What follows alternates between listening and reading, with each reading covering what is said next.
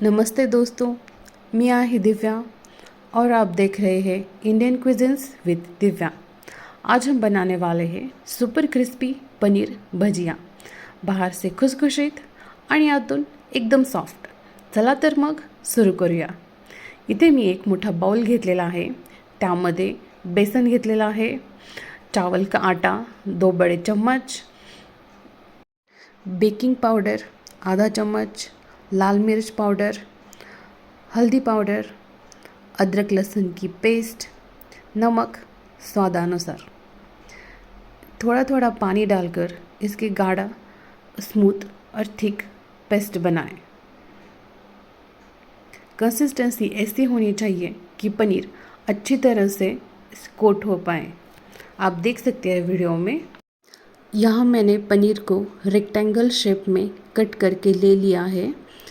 आप इसे triangle shape में भी कट कर सकते हैं। आपको जो पसंद है वो शेप में आप कट करें। यहाँ मैंने कढ़ाई में तेल गरम करने के लिए रख दिया है। टेस्ट के लिए थोड़ा सा बैटर डालें। जर तो हळू वर आला मतलब तेल परफेक्ट आहे। अब इसे धीरे से गरम तेल में डालें, मीडियम फ्लेम पर फ्राय करें। हाई फ्लेम मत रखें, नाहीतर बाहेरून जळेल आणि आतून कच्चं राहील।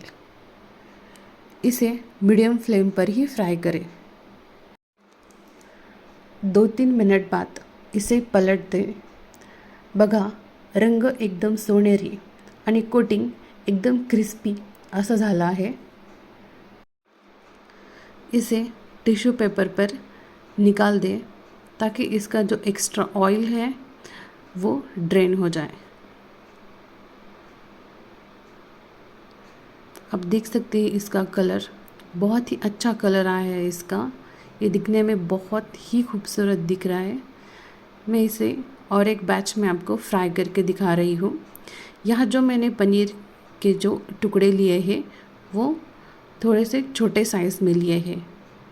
आप ऐसे अलग अलग भी ट्राई कर सकते हैं। आप देख सकते हैं इसका कलर कितना अच्छा आया है।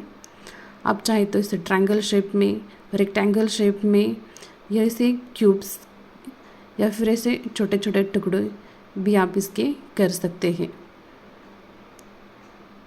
देखिए कितना अच्छा दिख रहा है। अरे वाह, हे दिसायला एकदम सुंदर दिसत आहे।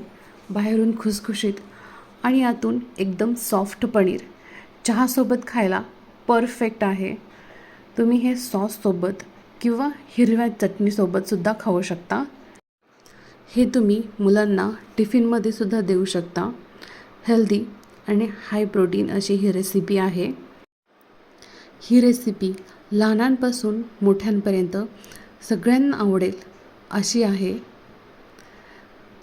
तो आप ये रेसिपी ज़रूर ट्राई करें। अगर आपको ये पनीर भजिया रेसिपी पसंद आई हो तो वीडियो को लाईक करें, शेअर करें आपल्या मित्रांसोबत।